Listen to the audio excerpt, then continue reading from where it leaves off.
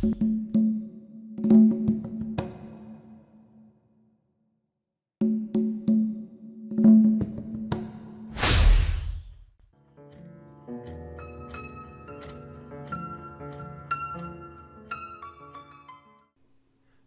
tu retardes, ma pauvre Perpétue, déclara Édouard avec un sourire d'une sérénité désarmante.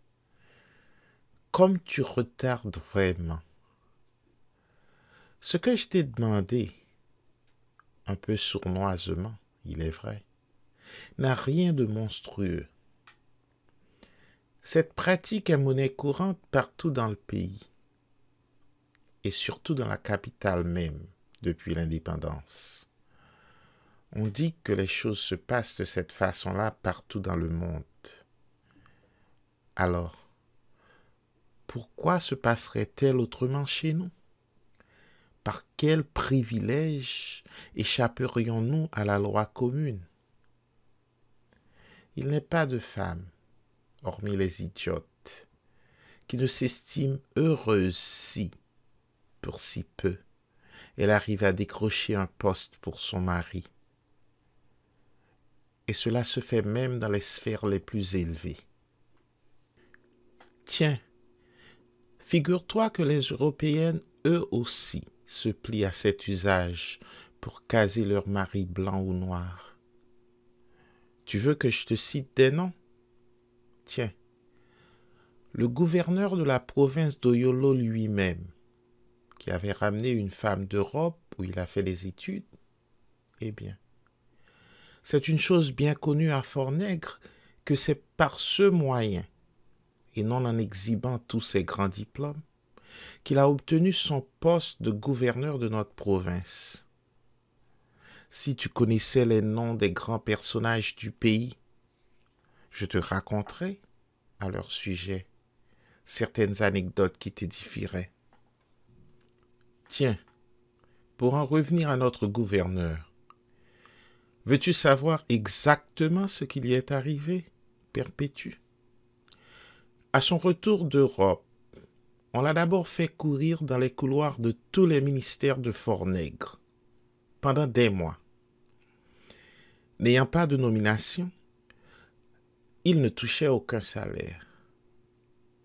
Naturellement, sa femme et son fils en bas âge mangeaient de moins en moins. Quant à lui-même, il s'est bientôt retrouvé avec 2 ou 3 chemises seulement et des chaussures éculées. Alors, il a compris.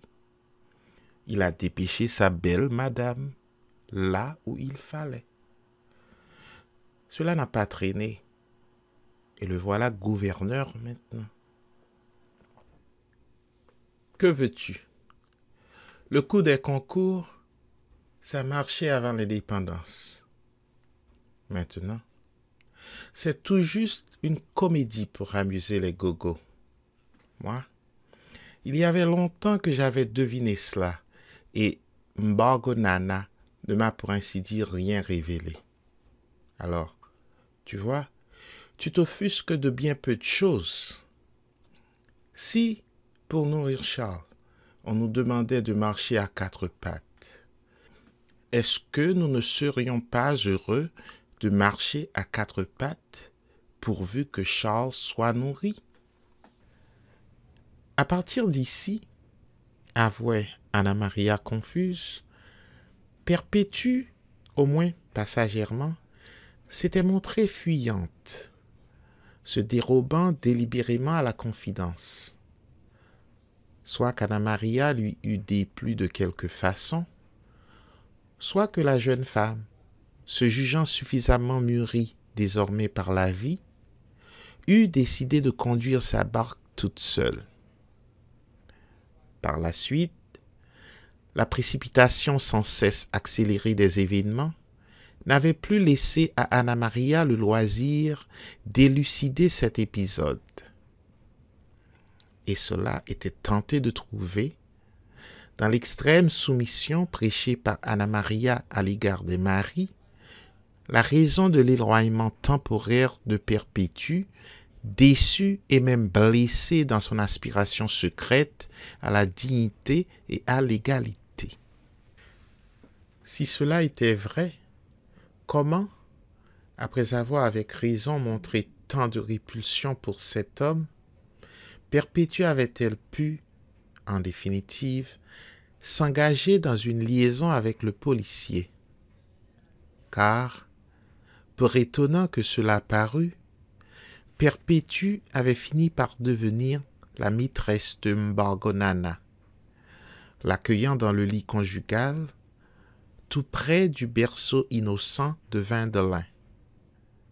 Avait-elle, après avoir été violentée, perdu le goût d'elle-même au point de laisser faire et de s'accommoder de l'immondice avec la résignation des âmes débiles, dont elle n'était pourtant pas? Avait-elle été convaincue par le réalisme abominable de son mari, ce héros de lâcheté et d'hypocrisie? Avait-elle subi des pressions, des menaces peut-être, dont elle n'avait pas osé faire part à Anna Maria? Avait-elle été peu à peu séduite par la passion et la générosité, prodigieuse, selon Anna Maria, du commissaire, ses prévenances publiques, ses tendresses renouvelées, tout ce chatoiement ensorceleur d'un haut fonctionnaire auquel il convenait, en ce temps-là, que succomba après un long siège la vertu d'une jeune femme à Oyolo, eût-elle été élevée dans la pudeur?